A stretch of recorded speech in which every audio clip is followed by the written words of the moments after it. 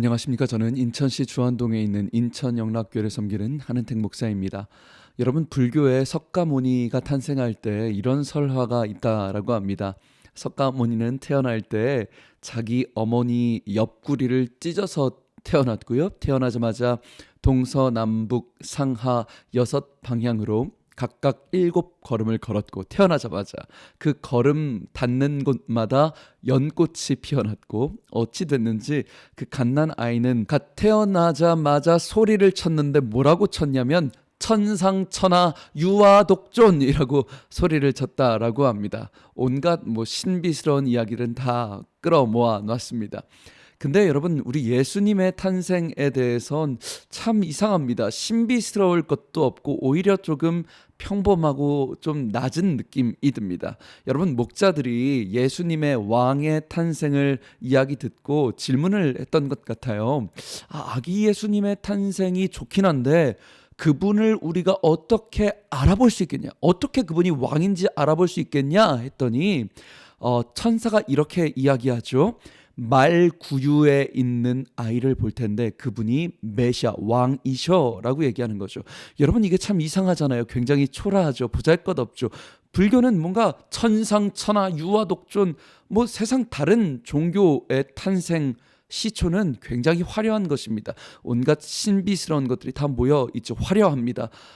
그런데 우리 기독교는 예수님의 탄생은 신비스러운 게 없고요. 조금 오히려 낮습니다. 온 인류의 구원자이신 메시아의 탄생이 더럽고 냄새나는 짐승의 밥통입니다.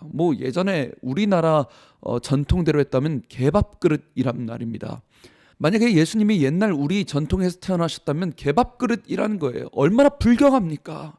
여러분, 온 우주의 왕이신 분이 오셨는데 의리한 왕궁이 천상천하 유아독존, 이것도 아니고 어둡고 축축한 짐승의 우리라는 것입니다. 왜 그랬을까? 여러분, 예수님이 태어나시기만 비천하게 태어나신 게 아니라 33년 평생이 그러셨어요. 주님이 말씀하세요. 여우도 굴이 있고 공중에 새도 집이 있으되 인자는 머리 둘 곳이 없도다. 머리 둘 곳 하나 없었어요. 여러분, 왜 그랬을까요? 제가 예수님이 왜 이렇게 비천하게 태어나셨고 삶을 사셨는가, 성경을 읽다가 그렇구나 깨달은 것이요. 우리의 비천함이 그분의 낮아지심의 근거가 되었다는 것이죠. 우리의 비천함이 그분의 낮아지심의 근거가 되었다는 것이죠. 우리의 비천함 때문에 그분이 낮아지셨어요. 여러분, 만약에 주님께서 아주 휘황찬란하게 왕으로요, 왕복을 길게 늘어뜨리고 신하들이 다 머리를 조아리고 점잖게 행차를 했다는 그런 대왕의 모습이셨다면, 여러분, 과연 상처에서 진물이 질질 흐르는 나병 환자가 감히 그분 앞에 가서 주여 내 상처를 고쳐달라고 말할 수 있었을까요?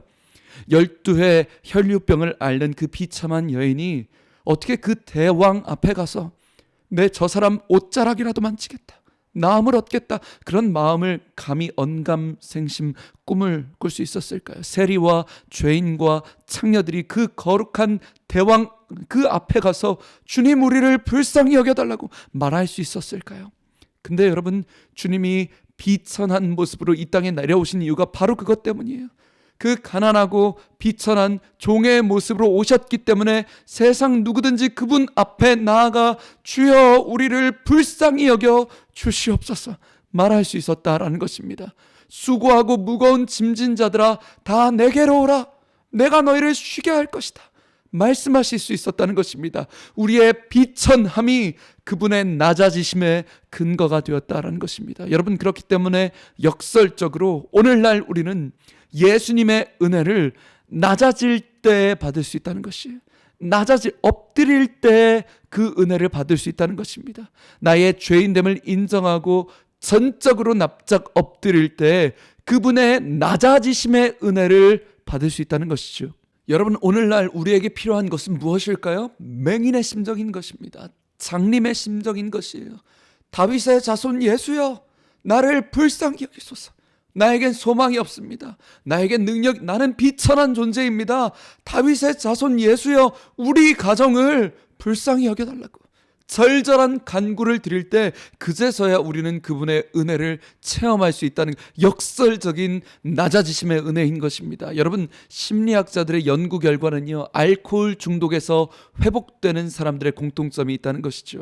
알코올 중독은 굉장히 지독해가지고 한번 중독되면 사람이 빠져나오기 어렵다는 것이에요. 근데 거기서 빠져나오는 사람들의 공통점이 뭐였냐면, 인정하는 사람들은 빠져나올 수 있다는 거예요. 인정하는 것. 아, 내가 알코올 중독이구나. 이것부터 인정하고요.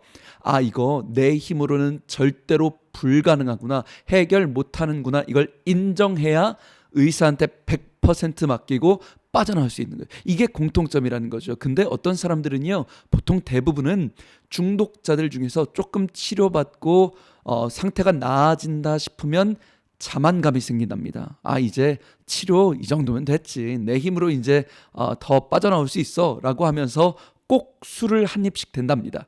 조금 치료하다가 자신감이 생겨서 한잔하지 뭐. 아이, 끊으면 되지. 이제 또 끊을 수 있어. 난 할 수 있잖아. 하면서 또 입에 술을 대고 계속해서 그러다가 반복하면서 빠진다는 것이죠. 근데 완전히 낮아져서, 의사들은 이걸 한계점이라고 부른대요. 완전히 낮아져서 아, 내 힘으로 안 되는구나 하고 100% 의사한테 맡기면요, 그제서야 빠져나올 수 있다는 것이죠. 여러분, 알코올 중독자만 그런 것이 아니라 우리도 영적으로 이와 꼭 같다는 것입니다. 여러분, 우리는요, 죄인이잖아요.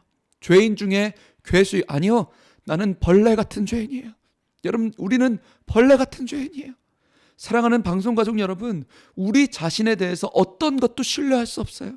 나의 강점, 나의 건강, 나의 머리, 나의 재물, 나의 신앙, 나의 성품, 어떤 것도 주여 내 속에 선한 것이 하나도 없어요. 다윗의 자손 예수여, 나를 불쌍히 여겨주십시오. 주님만 의지할 수 있다는 것이에요. 주님만이 나의 안에 선함이 되신다는 것이에요. 여러분, 우리가 그렇게 납작 엎드러질 때야만 그제서야 성탄의 은혜, 낮아지심의 은혜를 누릴 수 있다는 것이죠. 사랑하는 방송가족 여러분, 주님의 낮아지심의 은혜를 이번 한 주도 온전히 누리시기를 주님의 이름으로 축복합니다. 지금까지 저는 예배에 목숨 거는 교회 인천영락교회 한은택 목사였습니다. 감사합니다.